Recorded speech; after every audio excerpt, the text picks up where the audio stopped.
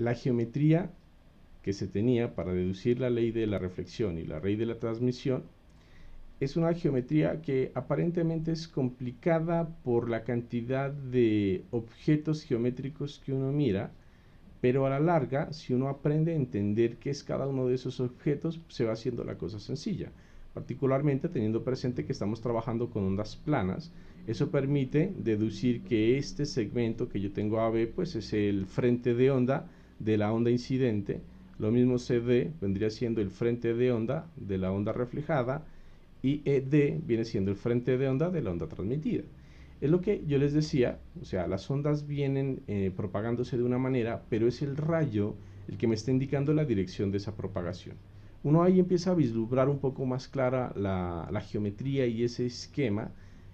Y la otra cuestión pues es poder deducir las relaciones angulares que hay entre todos esos parámetros geométricos, la cual yo hice la demostración para uno de ellos.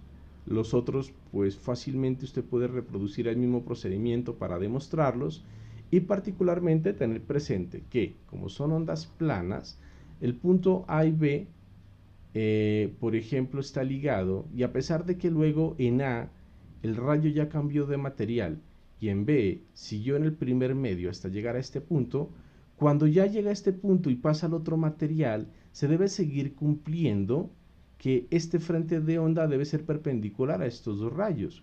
Por lo tanto, para que usted asegure eso, el tiempo entre A y E es igual al tiempo entre B y D. Eso es una de las cuestiones que suele ser un poquito más complejo entender, pero si usted lo analiza con cuidado, lo va a entender. Por eso en la clase anterior se les decía que eso depende, o más bien, que eso se debe a la condición de que ese frente de onda es perpendicular a la dirección de los rayos. Cuando ya se aplicaba esas cuestiones, se llegaba a que el ángulo de incidencia es igual al ángulo reflejado, y que la ley de Snell, que es una de las leyes de la óptica más importantes que tenemos, porque se basa también en el concepto de índice de refracción, es igual al índice de refracción en un medio por el seno del ángulo de incidencia en ese medio, en un producto que hace que ese producto sea constante. Es decir, esto es lo mismo que escribir, es otra forma de escribir la ley de Snell. Ahora entonces analicemos esas dos leyes. Tenemos por un lado la ley de reflexión, por el otro la ley de transmisión. Cuando nosotros pensamos en la ley de reflexión y pensamos en la vida real, entonces la cuestión es que podemos tener dos tipos de reflexiones. Una de esas reflexiones se conoce como reflexión especular. Como su nombre lo indica, pues tiene que ver con lo que observamos en los espejos o en las superficies que son muy reflectoras. Y la otra se conoce como reflexión difusa, que es realmente lo que permite entender por qué podemos observar un objeto independientemente del ángulo en el cual lo estemos observando. Porque preste atención a lo siguiente, miremos las dos formas de reflexión. Comencemos a mirar qué sería la reflexión especular. En este tipo de reflexión, observe que al ser la superficie tan lisa, como el caso de un espejo o cualquier tipo de superficie reflectora, usted observa que tiende a ser muy lisa, un ángulo de incidencia y el ángulo de reflejado pues van a cumplir la ley de Snell, que es válida en general, pero la cuestión es que para este tipo de reflexión, en principio se supondría que uno solamente podría mirar la superficie si está ubicado en un ángulo adecuado. Es decir, si usted se ubica aquí, pues va a mirar los rayos que están siendo reflejados a partir de esa superficie. Pero por ejemplo, si usted no estuviera ubicado acá, sino que estuviera ubicado aquí, o estuviera ubicado acá, o en otras partes a las cuales la dirección de los rayos reflejados no fuera, eso implicaría en principio que usted no podría ver la superficie. Y eso vemos que en la vida real no pasa. Incluso en los espejos, inclusive en esos espejos, independientemente del ángulo, usted mira el espejo. O más bien, mira la imagen que proyecta ese espejo por reflexión. ¿Y eso a qué se debe? Porque en la vida real la reflexión no es perfectamente especular. La reflexión es difusa Por mucho que usted pula la superficie, a nivel microscópico e incluso a nivel nanoscópico, la estructura atómica o molecular de la que está compuesto ese material va a presentar una serie de imperfecciones, rugosidades, si quiere verlo de esta manera, que hacen que cuando un ángulo llegue a ciertos lugares locales de la superficie, si bien se va a seguir cumpliendo la ley de reflexión, pero se cumple localmente. Entonces, por ejemplo, para que entienda la idea, imagine que yo le hago zoom a este punto que tengo aquí. Mire que la superficie por su rugosidad hace que, si bien la ley de Snell se sigue cumpliendo y la ley de reflexión se sigue cumpliendo, esta sería la normal a la superficie localmente. O sea, en esta parte de la superficie, debido a la rugosidad, ella no es perfectamente horizontal, sino que tiende a tener un desvío respecto a esa horizontal, lo que hace que su normal sea esta. Por ende, el rayo incidente y el rayo reflejado, como tienen que cumplir la ley de reflexión, pues hacen que este rayo salga en una dirección distinta a la que uno esperaría en esta situación. Es por eso que usted mira aquí en este esquema que si bien los rayos incidentes son todos paralelos, los rayos reflejados todos salen en direcciones diferentes. Por eso es que no importa si usted se ubica aquí, o se ubica aquí, o se ubica acá, o se ubica acá, independientemente de la posición en la que usted se encuentre como observador, usted siempre puede ver la superficie. Si todo fuera perfectamente liso, usted solamente vería los objetos cuando se pare en el lugar conveniente, digámoslo de esa manera. Esto en cuanto a lo que tiene que ver con la ley de reflexión. Es una ley muy básica, pero al mismo tiempo simplifica enormemente las cosas. Ustedes van a ver cuando miren su curso de óptica que es una ley que se utiliza mucho. Luego, la ley de transmisión o ley de refracción o ley de Snell, como usted quiera llamarla, es otra de las leyes importantes en óptica y particularmente porque estamos haciendo uso del concepto del índice de refracción. Recordemos primero que todo ese concepto. Les había mencionado en su definición que el índice de refracción nos da simplemente una relación entre la velocidad de la luz en el vacío con respecto a la velocidad de la luz en un medio a través del cual ésta se esté propagando. Tenga presente que por definición solo se define respecto a la luz, primero. Segundo, al ser la velocidad de la luz en el vacío, ¿cómo decirlo? El límite que se tiene para velocidades a nivel de la naturaleza, entonces quiere decir que C siempre va a ser más grande que B o a lo sumo va a ser igual y por lo tanto implica que este índice de refracción siempre es mayor que la unidad. A lo sumo es igual a 1. Para el caso particular del aire, la velocidad de la luz en el aire es casi, o sea, es prácticamente igual a la velocidad de la luz en el vacío. Hay una diferencia muy pequeña, creo que es menor a las milésimas, si no me equivoco, no me acuerdo en este momento, pero lo que sabemos es que normalmente cuando uno hace los cálculos de la luz moviéndose en el aire, el índice de refracción prácticamente uno lo toma como 1. Pero ojo, no es igual a 1. Realmente sí hay una diferencia, pero es una diferencia muy sutil que para efectos prácticos y para efectos, digamos, de cálculos teóricos, está bien simplemente para el caso del aire tomar en igual a 1. Pero si uno está trabajando con algún experimento en el que requiera de esa precisión y esa diferencia, pues sí tendría que recurrir al valor real del índice de refracción, que es 1.000 algo. Es obvio también que el índice de refracción es una cantidad adimensional y por definición hasta ahora es una cantidad real. Cabe mencionar que para el caso en los que se considera, ¿cómo lo digo muy bien? Para los casos en los que consideramos absorción, o sea, cuando hay problemas de dispersión y de absorción, es necesario introducir un índice de refracción general que tiene una componente real y tiene una componente imaginaria. Y es la parte imaginaria del índice de refracción la que tiene que ver o hace cuentas de la absorción del material, o más bien de la luz, como digo, de la absorción de la luz por ese material. Teniendo presente esto, vamos a mirar un cierto caso. Vamos a considerar un caso.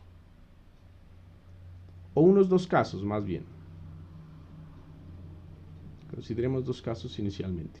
Consideremos inicialmente la situación en la que el índice de refracción del segundo medio es mayor que el índice de refracción del primer medio. Ese es un caso. Me explico con esta imagen que tengo acá. Imagine esto que tengo acá. Tengo un medio, tengo otro medio, ya aprendimos que los ángulos son diferentes. Entonces, de acuerdo a esa condición, el índice de refracción del medio 1 va a ser menor al índice de refracción del medio 2. Eso es que N2 sea mayor que N1. Eso es, por ejemplo, haga de cuenta que estamos pasando de aire a agua. ¿Ok? El caso contrario sería si viéramos desde el agua hacia el aire. Bueno, ahorita lo analizamos. Entonces, ¿qué pasa si eso es así? Vamos a hacer un análisis. Y el otro caso sería la situación en la que N1 es mayor que N2. Y en esta situación, evidentemente, sería lo contrario a lo que yo acabo de decir. Que si este es mayor que este,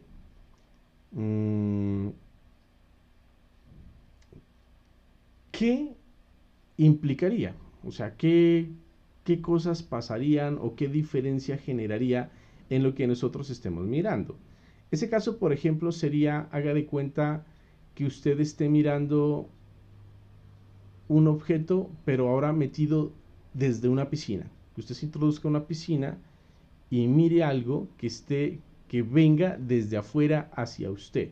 Ese sería el caso contrario, ¿sí? Entonces analicemos los dos casos. Primer caso, N2 mayor que N1. Ok. Mire que en este caso, decir que N2 mayor que N1 es lo mismo que decir que la velocidad de la luz sobre la velocidad de la luz en el medio 2 debe ser mayor que la velocidad de la luz en el vacío sobre la velocidad de la luz en el medio 1. Porque esa es la definición de índice de refracción de acuerdo a lo que tenemos aquí arriba a la izquierda. Luego, algebraicamente, pues podemos cancelar la velocidad de la luz en el vacío, porque esa sí no va a variar. Y entonces es lo mismo decir que la velocidad en el medio 1 va a ser mayor a la velocidad en el medio 2. Eso primero quiere decir que la luz que se mueva en el medio 1 se va a mover más rápido que la luz moviéndose en el medio 2. Esa es la primera conclusión que tenemos de esto. Si N2 es mayor que N1. Que algo que no mencioné, y es que a este tipo de materiales se les dice que son ópticamente más densos. La densidad óptica se determina en términos del índice de refracción. Si el índice de refracción es grande, se dice que se tiene una densidad óptica grande. Y si el índice de refracción es pequeño, se dice que se tiene una densidad óptica pequeña. Entonces, si el medio 2 es ópticamente más denso que el medio 1, la velocidad en el medio 2 va a ser menor, ¿no? De acuerdo a esta relación que tenemos nosotros aquí. Ahora pensemos qué pasaría, pero en términos del ángulo, de los ángulos de incidencia y del ángulo de transmisión. Observe por otro lado que de esta relación, y voy a continuar abajo, yo puedo escribirla también de esta manera. N2 sobre N1 es mayor que la unidad, porque simplemente estoy pasando N1 a dividir a este lado, y de este lado pues me va a quedar 1. Por un lado tengo esto, de acuerdo a esta imposición que estoy asumiendo sobre el sistema, pero por el otro lado sabemos que la ley de Snell se debe cumplir. N1 seno del ángulo incidente es igual a N2 por seno del ángulo de transmisión o el ángulo de refracción. Eso quiere decir entonces que si en esta otra ecuación yo busco la relación n2 sobre n1, esta debe ser igual entonces a seno de teta 1 sobre seno de teta 2. Y por esta condición que tenemos acá, tenemos que esto debe ser mayor que la unidad. Entonces, tendríamos que seno de teta 1 debe ser mayor que seno de teta 2. Hasta aquí tengo una relación en términos de las funciones seno de un ángulo y del otro. Todavía no puedo concluir directamente que teta 1 es mayor que teta 2 por esto, sin tener presente lo siguiente. Pero tenga presente que cuando nosotros definimos estos ángulos, por ejemplo, ya sea este, bueno, aquí tenía que haber hecho esta parte, o ya sea este otro, ¿sí?, se definen de 0 a 90 grados. Lo mismo este, se define de 0 a 90 grados. Y si nosotros pensamos en una función seno, en su gráfica particularmente, puede verse entonces que si seno de teta 1 es mayor que seno de teta 2, implicaría que aquí tendríamos seno de teta 1, aquí tendríamos seno de teta 2 por esa condición, seno de teta 1 mayor que seno de teta 2, y si miramos que son imágenes de algún valor en el dominio de la función, implica que aquí sería teta 1 y aquí sería teta 2. Y usted puede observar aquí, entonces, por lo tanto, que teta 1 debe ser mayor que teta 2. ¿Qué implicación tiene esto? Que si teta 1 es mayor que teta 2, como estamos observando en esta imagen, que por coincidencia la dibujé así, entonces quiere decir que el ángulo, quiere decir que el rayo refractado o el rayo transmitido se acerca hacia la normal a la superficie. Miren que yo les decía que este caso, el caso que estamos trabajando, que es de n2 mayor que n1, es como si yo estuviera parado acá, digamos en la orilla de una piscina, y estoy mirando hacia un lago, por ejemplo, porque el agua tiene un índice de refracción que es de 1.3 o 1.4, bueno, más o menos por ese rango. El hecho es de que el agua tiene un índice de refracción mayor que el aire. Entonces tendría para el caso del aire un n aproximadamente 1 y para el caso del agua un n del orden de 1.3. Entonces el agua tiene índice mayor que el aire, estamos en esta condición. Imagine por ejemplo que usted tiene un pez, hagamos el dibujo. Lo que acabamos de obtener nos dice por ejemplo que en el caso de un pez en el agua, cuando yo lo estoy observando, mire que estoy pasando de un medio que tiene un índice de refracción más grande. Por ejemplo, cuando observamos que uno mete una cuchara o un lápiz en un vaso de agua, si uno lo mete, o más bien si uno la introduce con un cierto ángulo respecto a la normal, uno observa que parece que se quiebra. Entonces se mira que este índice de refracción es mayor que este índice de refracción. Entonces, cuando nosotros observamos la porción del lápiz que se encuentra sumergida en el agua, el ángulo de refracción pues tiende a acercarse a la normal, lo que genera el efecto óptico de parecer que cuando se introduce en el agua se quebrara el lápiz. Eso es lo que se mira visualmente, da esa apariencia que podría decirse una especie de ilusión óptica, pero que es tan común y uno la ha visto en muchas circunstancias. Y entonces ahora miremos la otra condición, n1 mayor que n2. Observe que esta condición implicaría ¿no? que C sobre B1 debe ser mayor que C sobre B2. De forma análoga a lo anterior, pues se calcula, se hace el álgebra correspondiente y tenemos entonces que B2 es mayor que B1. Recuerde, aquí estamos pasando de un medio con índice de refracción menor a un medio con índice de refracción mayor. O sea que acá la velocidad del segundo medio es mayor que la velocidad del primer medio. Por otro lado, y siguiendo con el álgebra, yo tendría aquí que n1 sobre n2 entonces es mayor que la unidad. Y por el otro lado, tengo que n1 seno de teta 1 es mayor que n2 seno de teta 2. ¿Listo?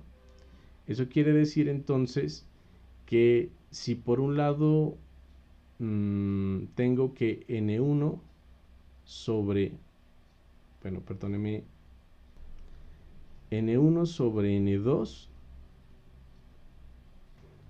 y por otro lado tengo que n1 seno de teta 1 es igual a n2 seno de teta 2, lo que hace que n1 sobre n2 quedaría entonces seno de teta 2 sobre seno de teta 1, y eso estamos diciendo que es mayor que la unidad.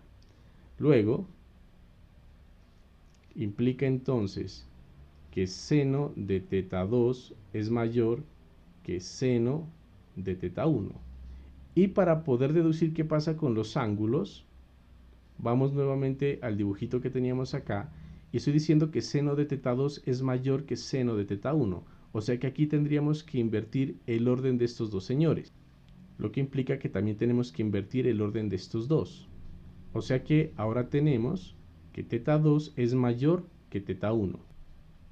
Por lo tanto, teta 2 mayor que teta 1. Observamos que como resultado, el ángulo de incidencia es menor que el ángulo de refracción, lo que es lo mismo decir que el rayo refractado se aleja de la normal, mientras que en el caso anterior, el rayo refractado se acerca a la normal. Entonces, a modo de ejemplo, retomemos el esquema que se había hablado.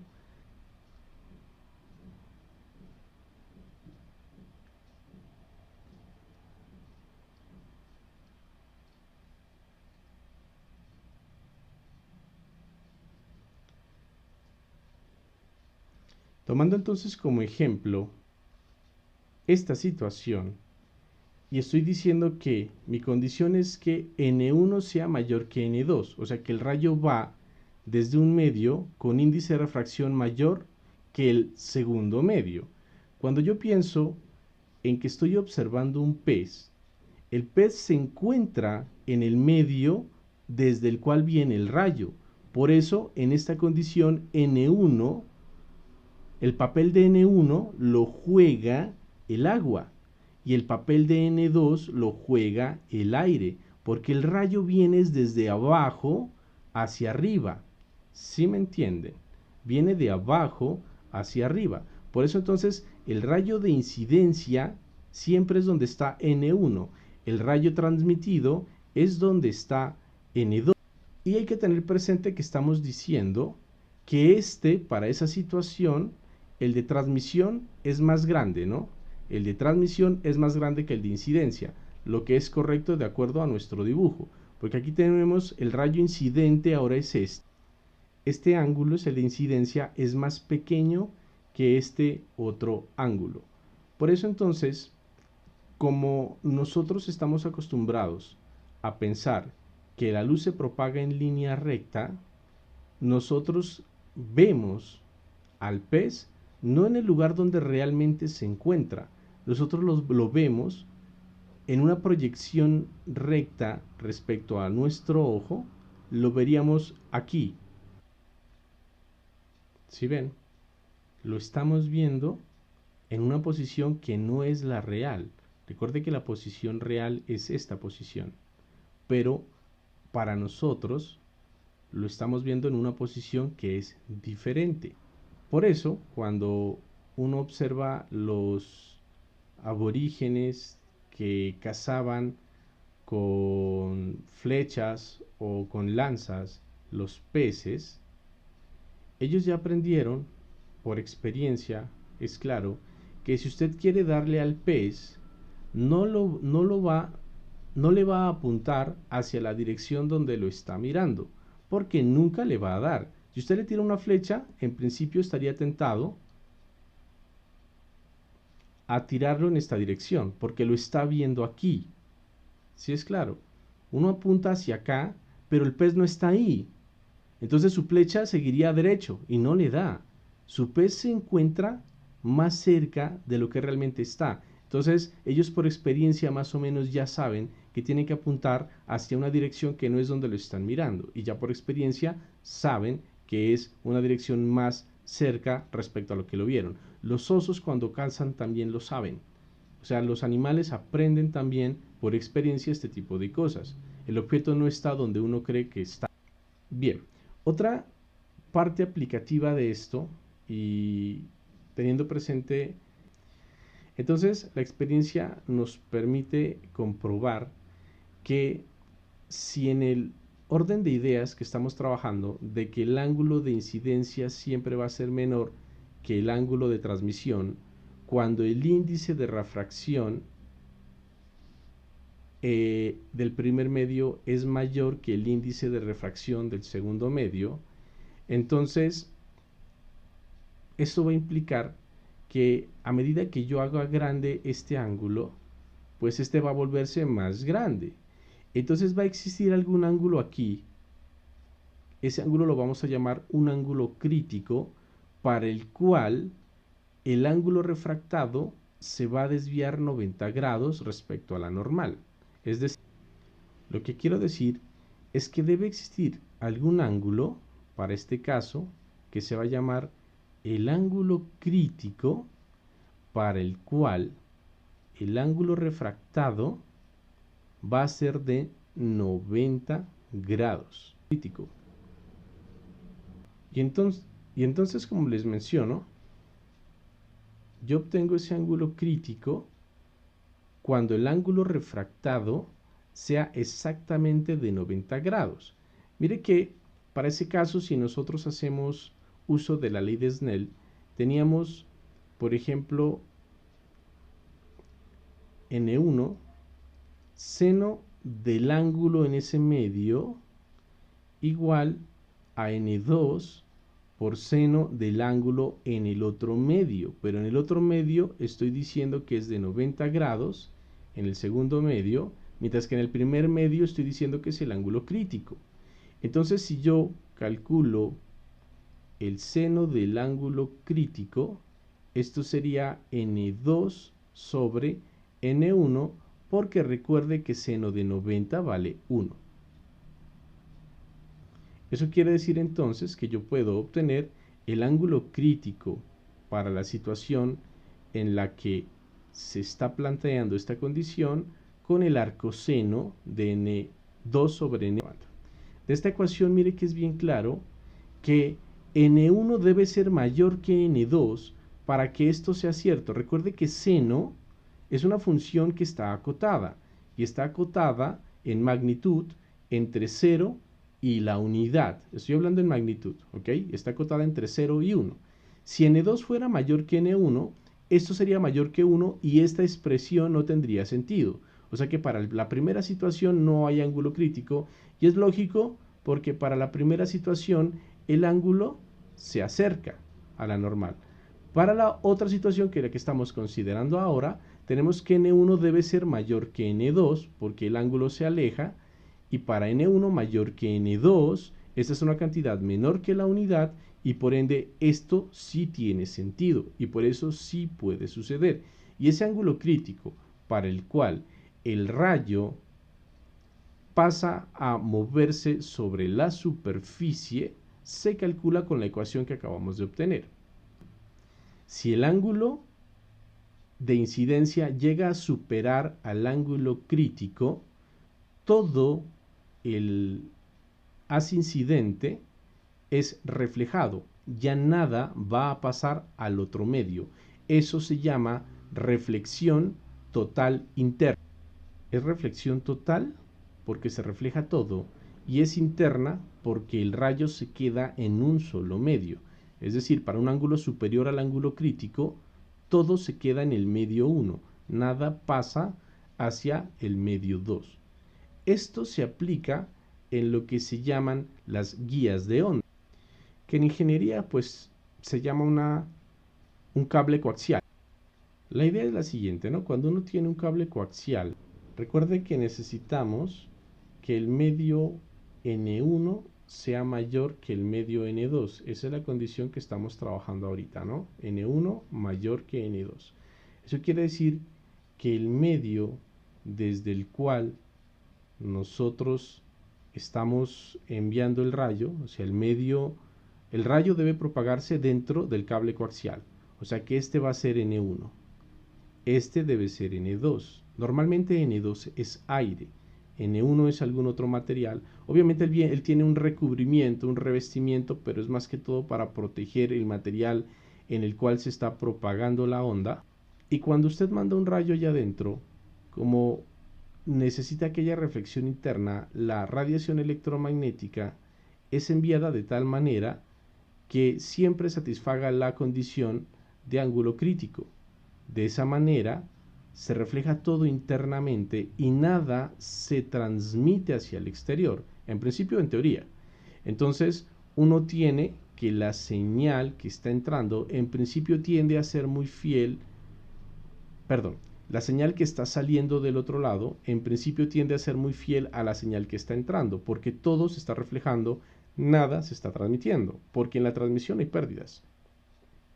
Y cuando usted tiene transmisión en un material de estos, pues parte de la información poco a poco se va perdiendo. Por eso se requieren de antenas repetidoras, por ejemplo, o de algún tipo de método que permita retroalimentar la señal que se está llegando.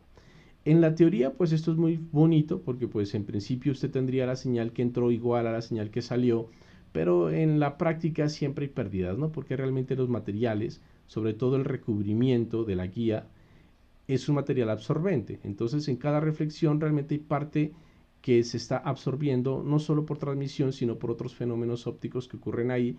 Entonces a la larga sí va a haber una pérdida de información, pero pues no es tan apreciable con respecto a si no se tuviera la condición de ángulo crítico. Para finalizar, otra aplicación que se tiene con respecto a la refracción en general, además de la que acabamos de mirar, es conocida, porque es muy interesante, por eso la menciono, como el espejismo. Básicamente el espejismo es ese fenómeno de que aparentemente a cierta distancia, cuando las condiciones de humedad y temperatura son las adecuadas, la superficie que estamos mirando pareciera estar húmeda, pareciera estar mojada, porque daría la impresión, como cuando uno observa un charco de agua, que está reflejando la luz proveniente del sol o de los alrededores. Entonces eso es lo que llamamos espejismo. No digamos la parte cómica tal vez que nos metían de niños en los dibujos animados o en algunas películas, de que el espejismo era que una persona, por ejemplo, iba en el desierto y terminaba mirando una playa o un lago con palmeras y con una bailarina exótica al lado del agua. O sea, eso no es un espejismo, eso pues ya es locura por ser tal vez, pero no espejismo.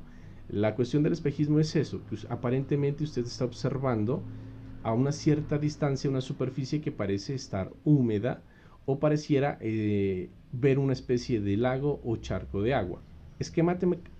Esquemáticamente sería algo así. Ok, vamos de cuenta que esto es una superficie, este es el observador.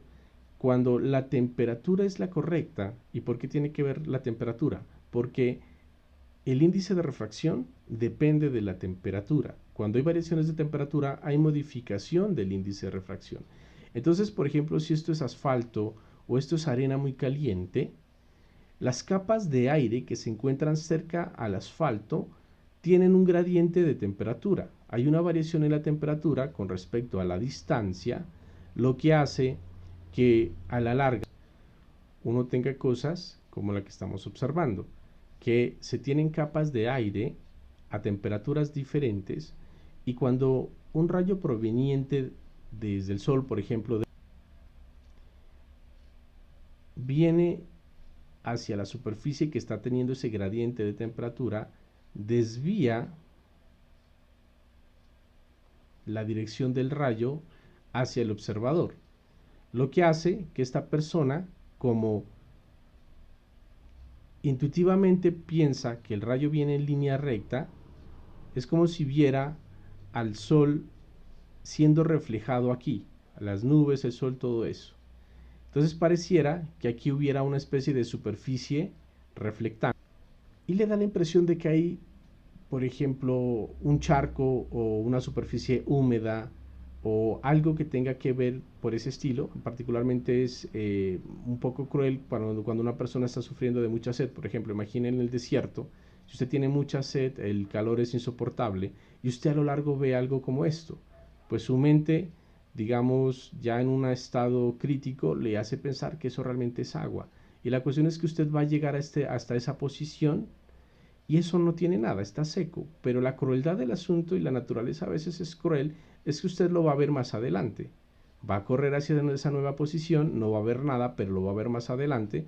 Y bueno, eso pues ya se vuelve una locura, porque pues a la larga no tiene nada realmente. Simplemente es ese fenómeno óptico que le hace parecer que usted está viendo una superficie húmeda. Y en el caso de una carretera, por ejemplo, uno lo puede observar porque a lo lejos, cuando el día es caluroso y el asfalto está muy caliente, parece que a lo lejos el piso estuviera húmedo o hubiera un charco de agua, y cuando el carro llega hasta esa posición, pues realmente el lugar estaba seco, pero si mira hacia adelante y sigue en las mismas condiciones, va a ver el charco de agua más adelante. Pero hay otros casos de espejismo también interesantes que se han presentado. Por ejemplo, hay un espejismo que se llama, es el caso del espejismo llamado la Fata Morgana. Es una forma de espejismo muy interesante que suele darse en unas condiciones bastante peculiares. Fata es hada, hace referencia al hada morgana. No me acuerdo si es en italiano, discúlpeme, creo que es en italiano, Fata Morgana, el hada morgana, así se le llama a ese espejismo. Y la cuestión es que, por ejemplo, el más típico es que suele verse en ciertos lugares a temperaturas y condiciones muy adecuadas, aparentemente barcos fantasma. O sea, uno termina mirando barcos o incluso ciudades fantasma que realmente no están donde uno los está viendo. La idea es algo por el estilo. Mire que uno tiene la superficie del planeta, y la Fata Morgana es una de las pruebas también de que el planeta realmente tiene una geometría esférica. Si usted está aquí, por ejemplo, y por acá a una cierta distancia, lo suficientemente alejada, hay un barco, pues evidentemente usted no va a poder ver el barco de forma directa porque la superficie curva de la Tierra le va a impedir observarlo. Pero si las condiciones atmosféricas son adecuadas para que se genere una refracción, un fenómeno de espejismo como el que les acabé de explicar acá, de que la luz se vea desviada de su trayectoria recta por efectos atmosféricos, acá ocurre algo similar. Entonces la luz que viene de algún lado y se refleja en el barco, se curva hasta llegar al observador. Y entonces el observador, como está acostumbrado a que todo viene en línea recta, la luz proviene de línea recta, entonces mira al barco en una posición en donde no está realmente. Lo mira como flotando en el aire. Eso explica por qué muchos marineros hablaban de avistamientos de barcos fantasmas, porque está observando un barco real, pero el barco que está viendo lo está viendo proyectado en un lugar donde no se encuentra.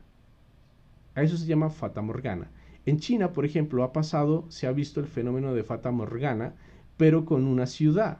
Haga de cuenta el mismo ejemplo, pero usted tiene una ciudad a una cierta distancia y usted se encuentra en una parte alejada. Ocurre el fenómeno de Fata Morgana y lo que se observan son los edificios y casas de la ciudad como flotando en el aire, como flotando en el aire. Pareciera como una especie de ciudad en el aire. Fenómeno.